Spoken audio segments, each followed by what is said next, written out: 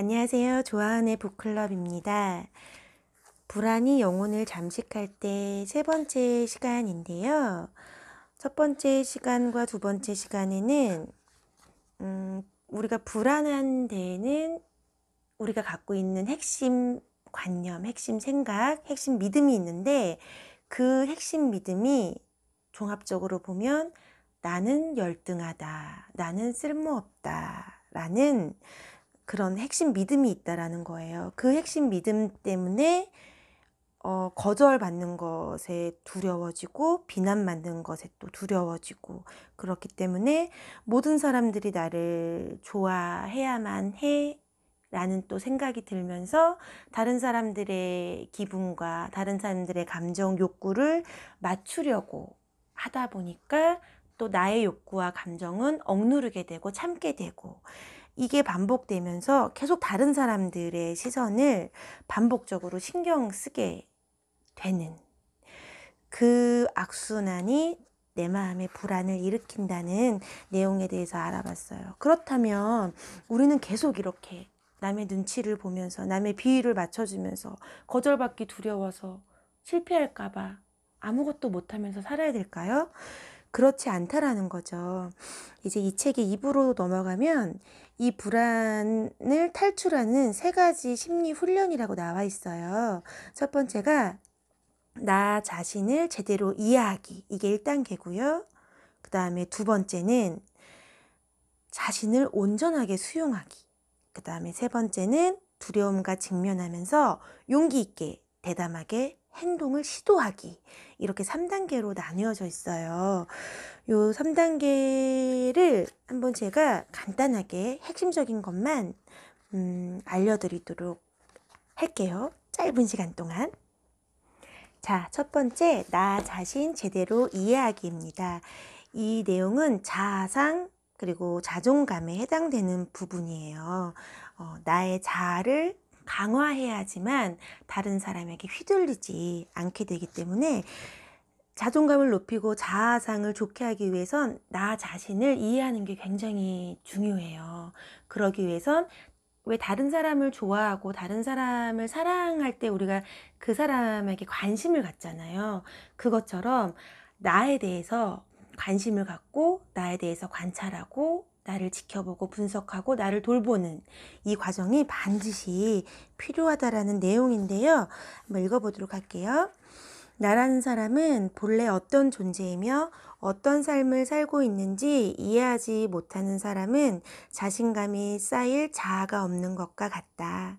따라서 자아감 높이기와 강화하기는 사회 불안증에서 탈출하고 사회적 자신감을 높이는 데 필요한 핵심 요소라고 할 수 있다. 여기에는 자기 자신 제대로 알기, 자신의 강점과 가치 제대로 알기, 인간관계는 물론 세상 속에서 자신이 할 수 있는 일 제대로 알기 등이 포함된다. 자기 자신을 명확하게 인식하게 된다면 거절당할지도 모른다는 불안과 두려움 때문이 아니라 자신의 있는 그대로의 모습으로 당당하게 타인을 깊이 공감할 수 있게 될 것이다. 사회 불안증을 겪고 있고 자존감이 낮고 자아상이 안 좋은 분들에게는 왜곡된 자아 개념이 있거든요. 이제 그 부분에 대해서 읽어드릴게요. 자아 개념이란 심리학에서 사용하는 용어로서 자기 자신을 바라보는 방식을 묘사한 용어이다.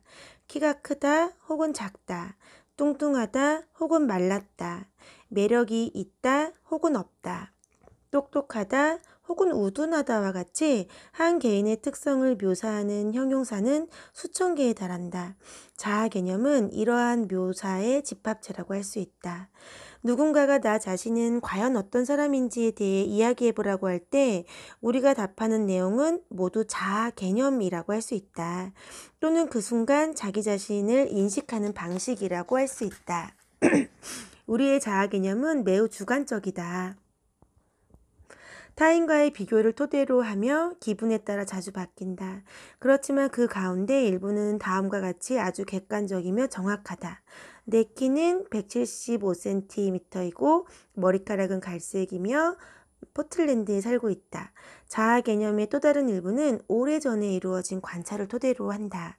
가령 어떤 여성이 자기 자신을 나는 지루한 사람이야 라고 인식하는 경우를 보자. 누군가가 이 여성에게 당신은 재미있는 사람인가요? 라고 묻는다면 그녀는 아니요, 전 지루한 사람이에요 라고 대답할 것이다. 재미가 없다니 도대체 누구에게 그렇다는 것일까? 모든 사람? 매 순간 그렇다는 뜻일까? 재미있던 적이 정말 없었을까? 단 한 번도 다른 사람을 웃겨본 적이 없을까? 이처럼 세부적으로 질문하다 보면 자아 개념의 실체는 드러나게 되어 있다. 즉, 우리의 자아 개념은 우리 스스로 일반화시킨 자기 자신의 모습임을 깨닫기 시작한다. 사회 불안증이 있는 사람들의 자아 개념은 그것이 정확하든 아니든 이러한 일반화로 채워져 있다. 따라서 사회 불안증에서 탈출하는 핵심 단계는 바로 이 자아 개념을 바꾸는 것이다. 좀 더 자세히 설명하자면 자기 자신에 대한 부정적인 인식을 바꾸는 것이다. 이와 동시에 자신의 강점과 능력을 찾아서 좀 더 현실적으로 자기 자신을 인식하는 것이다. 강점을 보지 못하는 이유. 나의 강점을 찾아 그것을 알아보고 인정하는 것은 왜 그리 어려울까? 이는 두 가지 공포심에서 비롯된다고 볼 수 있다. 첫 번째, 이기적이고 자기 일에만 몰두하는 사람이라고 여길 거야. 두 번째, 남들보다 잘났다고 말하고 싶지 않아. 이 두 가지는 사회불안증인 사람들이 자기 자신의 능력을 대수롭지 않게 여기게 하는 강력한 이유이다. 나에게 강점이 있음을 알고 스스로 인정할 때 우리는 비로소 나의 자질이 무엇인지 제대로 안다고 할 수 있다. 그리고 이러한 자질을 바탕으로 자아감과 자부심, 자아 정체성과 가치감을 느낄 수 있다. 이러한 강점이 많은 사람일수록 굳이 자랑이나 설명의 필요성을 느끼지 않는다. 다른 사람들에게 잘 보일 필요도 없다. 자신의 가치를 알기 때문이다. 반면에 자신에게 내재된 이러한 긍정적 자질을 인정하지 않는다면 사실 더 자기중심적인 사람이 될 수 있다. 겉보기에는 겸손하고 거만하게 보이지 않으려고 애쓰는 것 같지만 실제로는 자기 자신한테 불만족스러운 상태가 되기 때문이다. 자신의 가치를 모르면 불안감과 무능감은 지속될 수밖에 없다. 그 결과 누군가가 강점을 표현하기라도 하면 열등감과 질투심이 생기는 것이다. 이러한 감정은 아무리 억누른다고 해도 사라지지 않고 표출된다. 가령 상대의 말을 신랄하게 비꼬거나 내면에서 자기 공격을 하는 일이 많아진다. 하지만 무엇이 자신의 가치를 높이는지 그리고 어떤 능력이 자신에게 있는지 명확히 아는 사람은 다르다. 상대가 자신의 강점을 내보이더라도 더 이상 위협적으로 느껴지지 않는다. 오히려 그 어느 때보다 상대의 강점을 알아보고 그 진가를 인정할 수 있다. 자신의 강점을 인정하지 못하게 막는 두 번째 큰 장애물은 바로 다른 사람보다 우월하다는 표현에 대한 두려움이다. 사회불안증이 있는 사람들은 수년간을 열등감을 느껴온 터이기 때문에 자신이 열등하거나 무능하다고 믿을 때 그 기분이 얼마나 처참한지를 잘 안다. 그 결과 다른 사람들 역시 무능감에서 오는 고통을 느낄까봐 몹시 걱정하는 것이다. 그러나 이들의 배려심은 도가 지나칠 수 있다. 의도는 훌륭하지만 사실 이 전략은 양쪽 모두에게 도움을 주지 못한다. 근본적으로 가치의 양이 모든 사람에게 돌아갈 만큼 무한하지 않다는 가정을 하기 때문이다. 즉, 내가 뭔가에 뛰어난 능력을 보인다면 자동으로 상대의 가치는 떨어질 것이라고 생각한다. 또한 이 전략은 남들도 나와 똑같은 감정과 생각을 지니고 있다는 가정에 기초하고 있다. 예를 들어 어떤 사람의 강점을 들을 때마다 자주 열등감이 느껴진다면 다른 모든 사람 역시 이와 똑같은 상황에서 열등감을 느낄 것이라고 가정한다. 실제로 자신에게 강점이 있음을 알아보고 그것을 인정하기 시작하면 과연 어떤 일이 벌어질까? 비록 남들의 강점을 접한다 하더라도 더 이상 열등감과 무능감에 빠진 상태로 반응하는 일은 없을 것이다. 자신의 강점을 깨닫기 전에는 아마 이러했을지도 모른다. 아, 저 사람의 달리기 실력은 정말 뛰어나군. 난 저 정도로 잘하는 운동이 아무것도 없어. 사실 난 어떤 분야도 잘하는 게 없는 것 같아. 하지만 일단 자신에게 무슨 강점이 있는지 알고 그것을 완전히 인정할 수 있다면 우리의 생각은 다음의 처리 과정을 겪을 수 있다. 와, 저 사람의 달리기 실력은 정말 뛰어난 것 같아. 몸을 단련해서 저 경지까지 이른 건 정말 놀라운 일이야. 좀 더 알아봐야겠어. 다치지 않고 저렇게 달릴 수 있는 방법을 내게 좀 가르쳐 줄까? 정말 궁금하군. 이 시나리오에서는 인간으로서의 내재적 가치를 비교하지 않는다. 단지 남자의 달리기 실력이 뛰어나다는 사실과 자신도 잘 달리고 싶다는 마음을 인정하고 있을 뿐이다. 사실 타인과 나를 덜 비교하는 것은 자신의 강점을 찾고 인정할 때 얻는 여러 가지 이익 중에 하나이다. 일단 자신의 강점을 표현하고 내면화하면 이제 타인과의 비교는 이전과는 전혀 다른 차원으로 다가올 것이다. 비교에서 인간적 가치는 당연히 제외되므로 부담감이 사라질 것이다. 상대가 자신보다 더 똑똑하건 키가 크건 달리기를 잘하건 더 잘생겼건 못생겼건 순순히 인정할 수 있게 된다. 하지만 한 인간으로서 어떤 가치를 지녔는지에 대해서는 결론 짓지 않는다.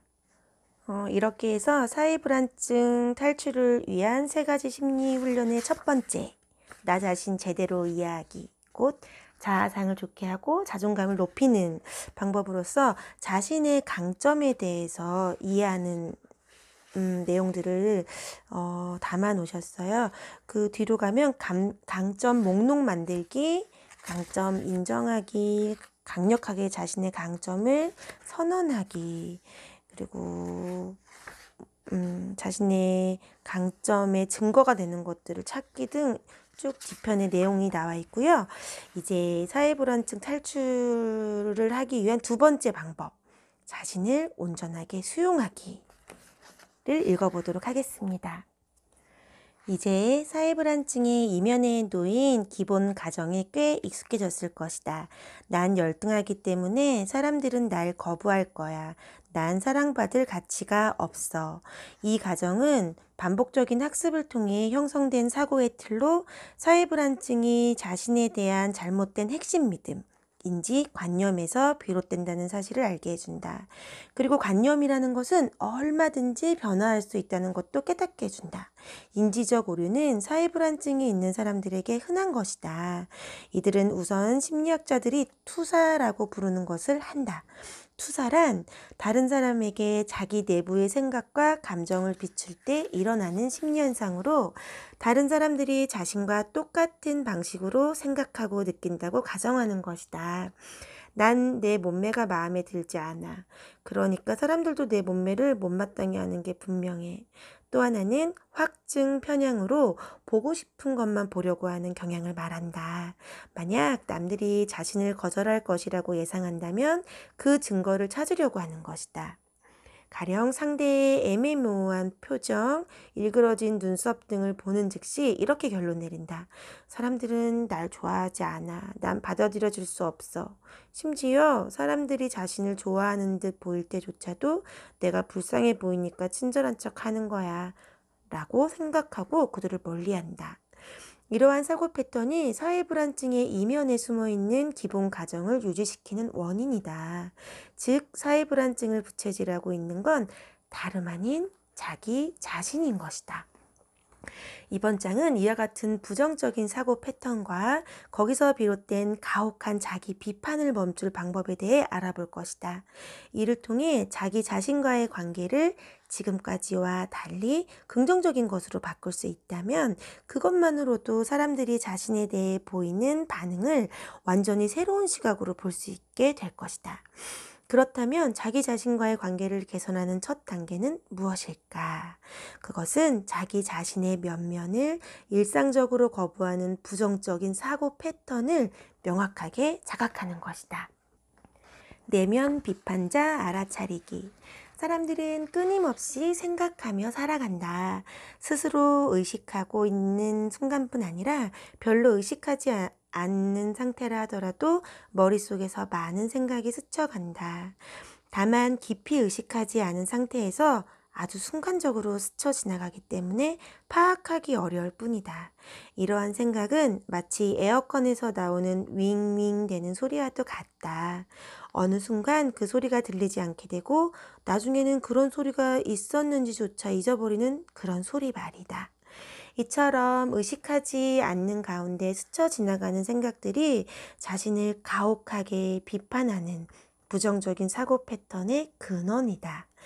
또한 자신의 가치를 낮게 보고 낮은 자존감을 갖게 하는 원인이기도 하다.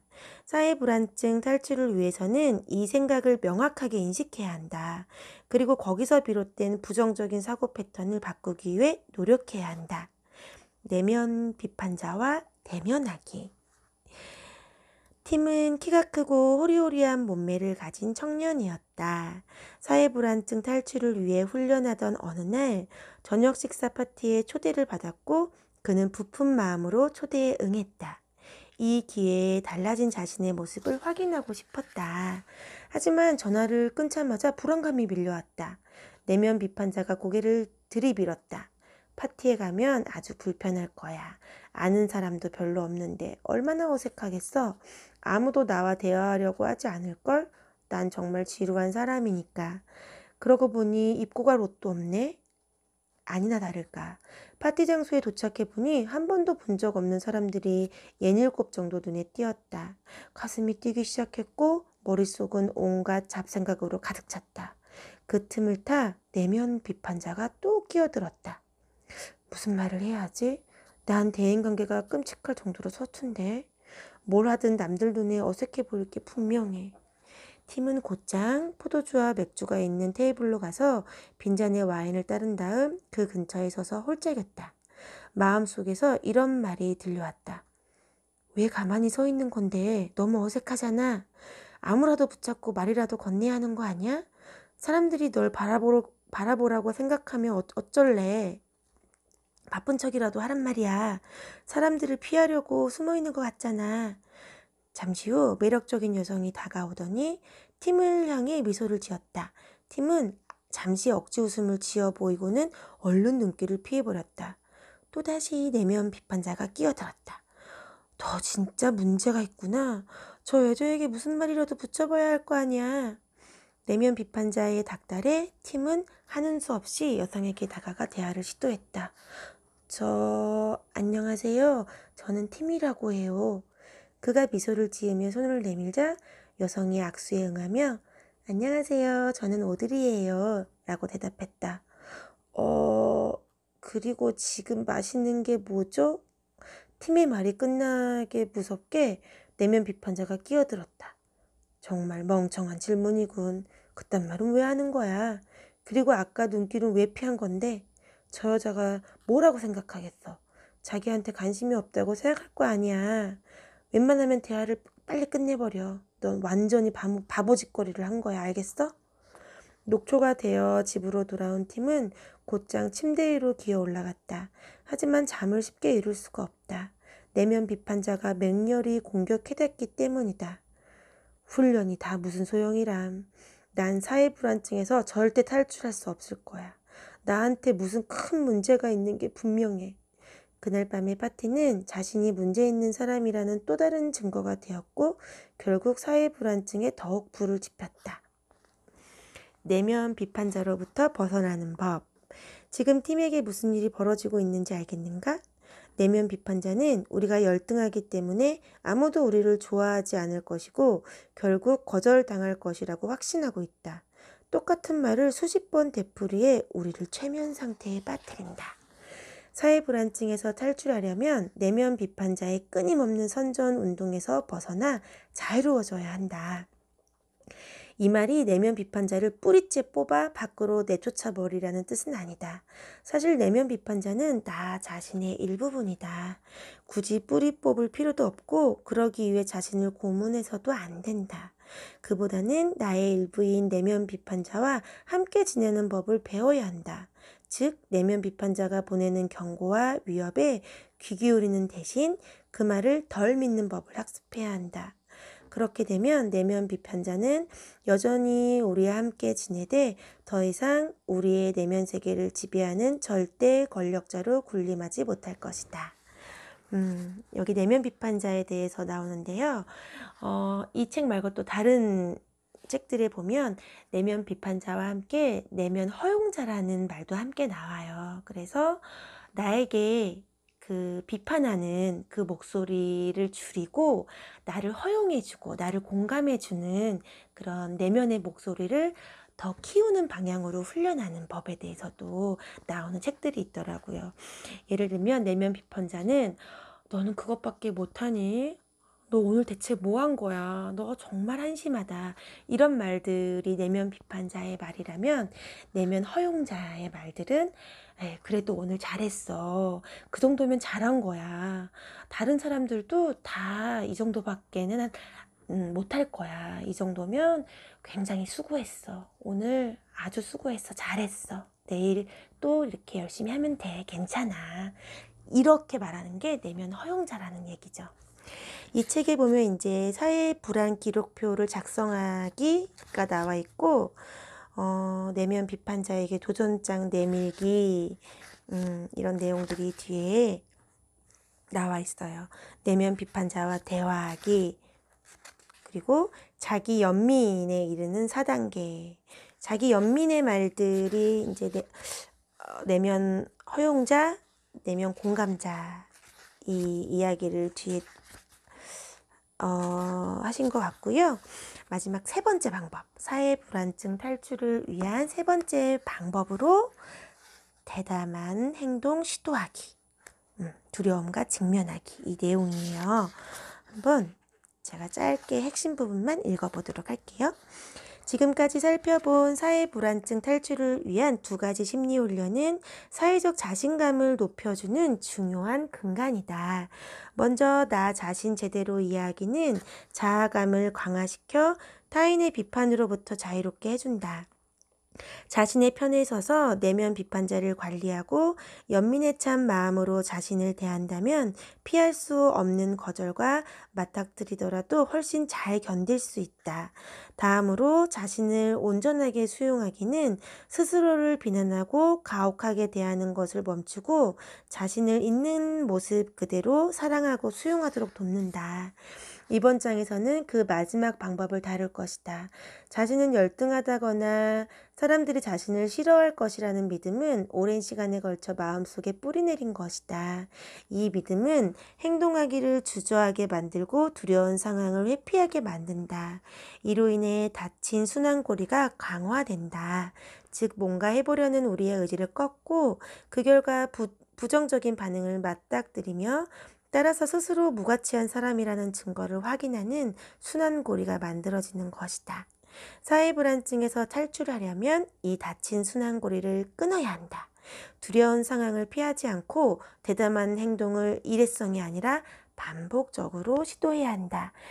이 세상과 사람들을 지금까지와 전혀 다른 시각에서 바라볼 수 있는 방법은 이것뿐이다. 내 안에 뉴턴. 이 과정을 제대로 이해하고 싶다면 중력의 존재를 증명하려는 과학자를 상상해 보자. 과학자라면 대개 아이디어나 가설을 세운 후 실험을 통해 중력의 존재를 검증하려고 할 것이다. 이들은 동시에 그들이 증명하고자 하는 가설과 정반대되는 가설을 함께 세운다. 이를 귀무가설이라고 한다. 이 귀무가설은 자신의 가설이 정확하지 않을지도 모른다는 가능성을 간단히 설명한다. 사회불안증이 있는 사람들에게도 한 가지 가설이 있다. 예를 들면 다음과 같은 것이다. 카페에서 처음 본 매력적인 여성에게 말을 건다면 아마 그 여성은 나를 이상한 사람이라고 여기거나 귀찮아하고 짜증을 낼 거야. 이 가설과 정반대되는 귀무가설은 다음과 같을 것이다. 카페에서 처음 본 매력적인 여성에게 말을 건다면 아마 그 여성은 나를 이상한 사람이라고 여기지 않고 귀찮아하거나 짜증을 내지도 않을 거야. 만약 그 여성이 아무 반응이 없거나 약간이라도 호감을 표시한다면 혹은 친구나 연인 관계로 발전한다면 이 기무가설은 진실이 된다. 대담한 행동 시도하기 훈련도 위와 같은 방식으로 이해하면 된다. 이렇게 하면 결과에 대한 부담을 덜 수 있다. 예를 들어 과학자가 중력 실험을 하려고 달걀을 떨어뜨리면 그 달걀은 깨지고 만다. 이때 과학자는 어떻게 할까? 자기 자신을 맹렬하게 비난할까? 아니면 잠시 멈추고 깊은 생각에 잠겨 결과를 이해하려고 노력할까? 어쩌면 도대체 달걀이 왜 이런 방식으로 낙하하는 걸까? 하고 의문을 품고 그 답을 알기 위해 몇 가지 간단한 실험을 추가로 진행해 볼 수도 있다. 대담한 행동 시도하기 훈련도 이런 방식으로 접근하면 된다. 실험을 통해 자신의 행동 방식과 타인의 행동 방식에 대한 정보를 얻게 될 것이다. 시간이 흐를수록 사람들과 소통하는 법도 차츰 익히게 될 것이다. 공포 위계 설정하기. 훈련에 들어가기 전에 먼저 무엇이 우리를 불안하게 하는지 구체적으로 아는 것이 좋다. 공포 지도로 무장하고 있으면 사회 불안증에 더욱 체계적으로 접근할 수 있기 때문이다. 행동 심리학에서는 이러한 지도를 공포 위계라고 부르는데, 여기서는 우리가 느끼는 공포를 가장 높은 단계에서 가장 낮은 단계까지 10등급으로 나눈다. 이 등급으로 우리가 느끼는 공포감이 어느 정도인지 감을 잡을 수 있다. 자신이 느끼는 공포의 위계를 설정에 앞서 자신의 삶 어느 영역에서 불안감과 사회적 공포, 자기 비판이 유발되는지 알아보자. 잠시 과거를 돌아보면서 어떤 상황에서 그리고 어떤 활동을 할 때 자신이 두려움을 느꼈는지 떠올려 보자. 완벽하게 회피했거나 당시에는 했었지만 지금이라면 결코 하지 않을 일들이 모두 여기에 해당된다. 공포 위계표에 있는 이 리스트들을 한번 제가 빠르게 읽어 드리도록 할게요.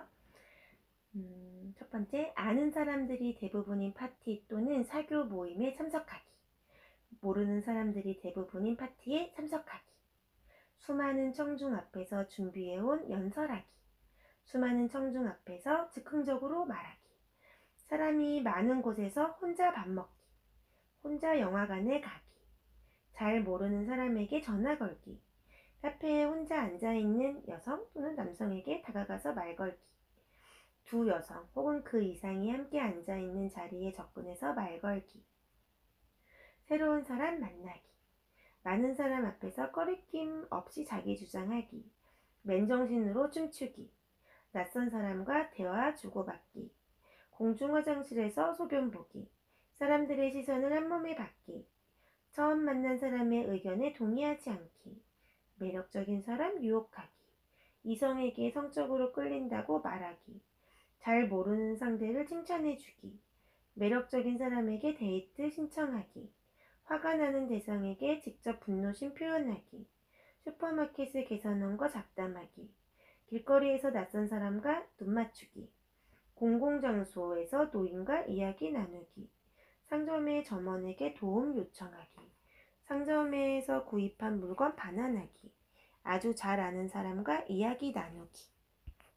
이 리스트를 1점부터 10점까지 점수로 매겨봐서 점수별로 이제 분류해서 또 묶어보는 작업을 해요. 그래서 이 공포 위계표를 활용해서 여러 가지 이제 심상정 노출법 등 이렇게 불안을 극복하는 방법들을 훈련들을 하는 걸 소개해줬고, 또 거절과 마주하기 그리고 거절 연습하는 것도 나와 있고요. 노출 훈련 그리고 자기 거절의 패턴 끊기 쭉 나와 있어요. 그리고 거절 없는 삶을 상상해보고 상대에게 휘둘리지 않고 자기 검열하는 그 필터의 수치를 낮추는 것, 크게 말하기, 그리고 눈 맞춤. 또 사이불안증 있는 분들이 눈 맞춤을 잘 안 되시는 경향이 있는데 눈 맞추기에 대한 얘기가 쭉 나오고, 제일 마지막에 상처받을 용기라고 나와 있는데 이거 잠깐 읽어볼게요. 지금까지 사회 불안증에서 탈출하는 3가지 심리훈련법을 살펴보았다. 이 훈련법은 자기 자신을 사랑하고 있는 그대로의 자신을 수용하며 세상 속으로 뛰어들도록 돕는다. 이제 마지막으로 남은 한 가지가 있다. 가장 강도 높은 형태의 노출로 바로 내 모습을 있는 그대로 드러내는 것이다. 우리의 인격은 단단한 껍질로 둘러싸여 있다. 이것을 페르소나 또는 가면이라고 부른다. 우리는 이 가면을 쓴 채 일상을 살아간다. 누군가가 요즘 어떻게 지내냐고 묻는다면 우리는 대부분 좋아 또는 그럭저럭이라고 대답한다. 사실 이건 가면이다. 이 가면을 우리는 하루에도 수십 번씩 사용하며 그 가면 뒤에 감춰진 모습은 좀처럼 드러내지 않는다. 이것이 누군가에 대한 솔직한 생각이든 믿음이든 아니면 순간순간 떠오르던 감정이든 마찬가지이다. 이 가면은 사실 우리가 살아가는데 꼭 필요한 부분이다. 삶의 기능적인 측면을 도와주기 때문이다. 그러나 남들의 비판이 두려워 늘 가면을 써야만 한다고 믿는다면 이것은 사회 불안증에 닫힌 순환고리에 갇혀 있는 것이다. 사람들은 날 요모조모 따지며 비판하겠지? 내가 그런 상황을 두려워한다는 걸 알아채면 그들은 더 집요하게 나를 비판하려고 들 거야 라는 두려움이 가면을 벗지 못하도록 끊임없이 억압하는 것이다. 이 페르소나 가면에 대한 거는 제가 나중에 또 관련 책을 소개해 드리면서 조금 더 설명해 드리도록 할게요. 이 가면을 계속해서 쓰다 보면 자신의 진짜 모습을 자꾸 보이지 못하고 가짜 자기로만 살게 되면서 이 사회 불안증이 점점 심해지는 그 패턴으로 가게 된다는 얘기거든요. 그래서 우리가 가면을 사회생활하면서 쓸 수밖에 없거든요. 뭐 학교 선생님이라면 선생님으로서의 가면, 또 의사라면 그 의사라는 역할로서의 가면, 뭐 여러 가지 그 사회생활하면서 쓸 수밖에 없는데, 근데 가면을 벗고 진짜 있는 그대로의 나의 실제 모습으로 대할 수 있는 진짜 친밀한 사람이 있어야 건강하게 자신의 있는 모습 그대로 유지할 수 있고 불안증에서도 회복될 수 있다라는 내용이 그 페르소나 가면에 관련된 내용이에요. 그래서 상담을 통해서도 사실 이 페르소나 가면을 어떤 가면을 쓰고 있나를 알아보고 그 가면을 이 상담사 저하고는 벗고 진짜 얘기를 할 수 있게, 진짜 힘든 얘기, 진짜 자신의 깊은 얘기를 하면서 진짜 모습으로 이 상담사인 저와 만나면서 자기를 찾아가는 그런 상담을 또 제가 하고 있습니다. 자, 뒤에 용기 있는 삶이라고 짧게 요금 마지막으로 읽고 끝내도록 하겠습니다. 이제 우리는 어떤 방식으로 삶을 살지 선택할 수 있다. 주변 사람들에게 자신의 진정한 모습을 드러내는 용기 있는 삶을 살고 싶은가? 그렇다면 공포의 대상을 향해 한 걸음 다가서야 한다. 피할 수 없는 실패와 거절과도 부딪혀야 한다. 가장 중요한 건 스스로 집요할 만큼 용기 내야 한다는 점이다. 자신의 모습을 있는 그대로 끊임없이 사랑하고 수용하겠다는 용기 말이다.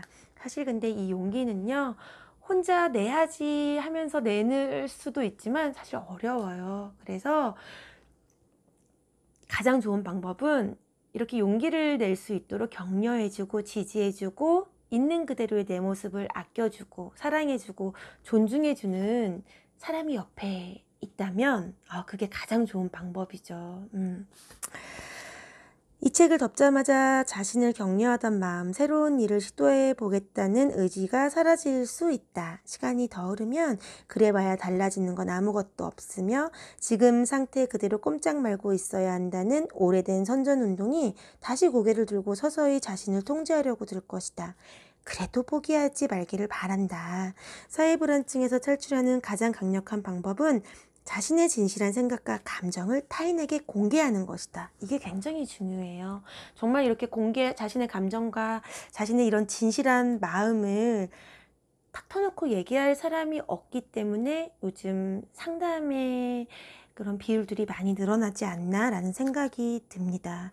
근데 정말 이런 친밀한 분이 없다면 상담을 받을 필요가 진짜 있으세요. 안 그러면 혼자 생각하고 혼자 고민하다 보면 계속 그 늪으로 빠질 수밖에 없고 고립될 수밖에 없거든요. 우리 앞에 새로운 문이 열려 있다. 그 문을 통과해서 지금과는 전혀 다른 세상으로 나아갈 것인지 말 것인지 지금 바로 결단해야 한다. 망설이지만 말고 일단 용기 내어 실행해 보기를 권한다. 있는 그대로의 자기 모습으로 당당하게 세상에 존재할 수 있기를 바란다. 여기까지 읽어봤습니다. 두려움의 반대말은 두려움에도 불구하고 하는 용기라고 하죠.